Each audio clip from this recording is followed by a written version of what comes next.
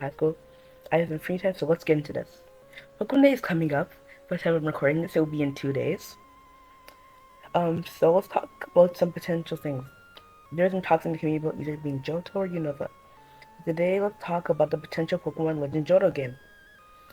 For an option number one, we could get something through Pokemon Legends Celebrities like Pokemon Legends Golden GS. The name of this GS can be tied back to the GS ball from the anime and the game event for Pokemon to get Sylvie. I remember in one of Tyrantitude's videos, he talked about an interview where the GS ball was supposed to hold a gold and silver monster.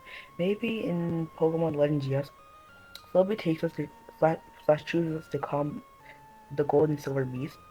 For this, let's use Ho and Lugia for whatever reason during a frenzy. And similar to Legends Arceus, we'd have to contain Pokemon, aka Jotonian forms. However, there could be two sets of Titans, one for Lugia and one which are lesser in power since he isn't, that much, he isn't really frenzied. They're more of a Guardians for Lugia in a way.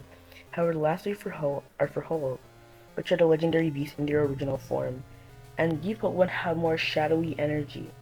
This will be caused by Giovanni from the Rainbow Rocket, where it's somehow indicated / we know that he's the same Giovanni from Pokemon Go, tying in Pokemon Go and the Rainbow Rocket Giovanni together from the Ocean Moon.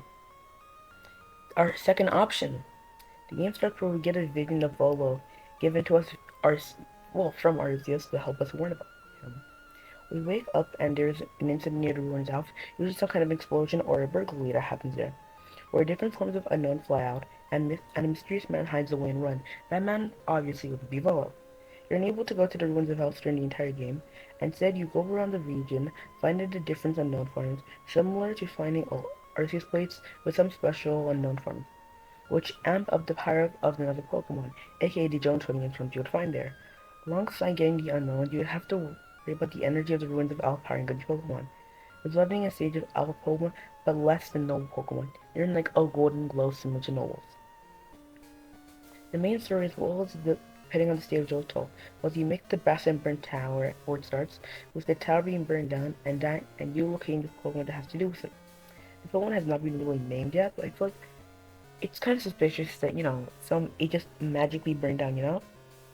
This results in you able to catch the original form of the legendary beast, which roam around decently commonly. That you can catch and use. The climax of the game is when a wholly new unknown form, which, powers up the main rival, who is a relative of Silver and Giovanni, who, wants to be powerful due to, remember on Legends Arceus how Kamado's entire, village was wiped out by strong Pokemon? This Silver rival, our rival who's a descendant and grandparent of Silver, was from there and was able to escape. Once you defeat him, Volo appears to attempt to steal your unknown. It fails, you defeat him, however, this version of unknown, made it a little bit graphic, rips him apart, leaving only a small trace of him. Although later he revealed he survives through his kid. Well, he dies, but he has a kid. Something that happened is unknown forms creating powered up. Yeah, kind of like again another new form. More amped up noble-esque Pokemon. Learn not to. Also, you would learn about in the Lake of Rage there was a village, and after an in-game event, we learned that boom, they all die. Sadly. Well, that area is very much not to mess with and very overpowered. It could be some kind of late game area. And that's where our rival, let's name him Granite, lost his family. Now let's go over some some possible Pokemon evolutions we can get. For starters, I would say some kind of Rillaboom, Grass Rock. It helped us create the towers if you chose Rillaboom. However, if you didn't pick Rillaboom, another character would probably just make a Plutonian Delphox, which could be, help us to come up.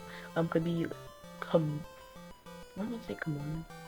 Where's the Kimono? It has some ties to the Kimono girls in some way, shape, or form. And its typing would be Fire Fairy, and then the best starter I have chosen for this. Oh yeah, also, I realized Each trainer also uses a Delphox with the exact same typing. Anyways, for the water starter, I would choose Mudkip. This version is also water rock type. We're gonna change the Rillaboom to water ground instead of water rock. I mean ground rock and grass rock. It's water rock type. It's mainly used for combat in new Gyarados form, which is water fire. This version of Mudkip was able to learn to evolve, well, needed to evolve in order, not to die to his, this new Gyarados form. But he adapted the water rock type. And yes, you heard this new Gyarados form, aka the Gyarados evolution, is called Gyarados, which is red like the shiny and has a large vampire. Surprisingly, not really violent. The way you can get this form is if you're in an area with a high radio frequency and the Gyarados knows a fire move, either Fire Blast or Fire Fang, it will evolve. This is decently territorial, but if you prove you're not a threat, it won't really attack you that much. I know it's kind of contradictory what I said a second ago, my bad. Then we'd have a Dragon type, Dragon Flying Aerodactyl form, which there's not much lore. We're gonna pump this region as with a lot of Dragon types because of the Dragon Clan. We have split evolution of Dragonite, which is Dragon Fairy. I don't really know what to name it. It evolved when holding the Fairy Feather, and it's like a mix between a worm, a slimmed down Dragonite, and a Chinese dragon.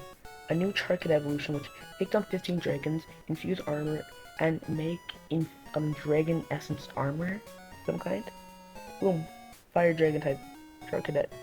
And then some things that would happen that need to happen in this game would number 1, the Dragon Clan having some kind of side quest that has to relate to the limited Pokemon. Most likely the Reggies of some kind, and it ties into the Hoenn Dragonids. Addressing Hisui in some way, most likely in the Sinjo ruins, because that's the most obvious and easy way to do it. And, I probably have some callback to canon, probably just a name drop, but I'd be really hopefully optimistic if, you can go there and some kind of paid DLC. Obviously not a full Kanto region, but, something small. And that's everything for today, and I did not think this video would be this long, so that'd be like a minute or two. Hope you guys had fun.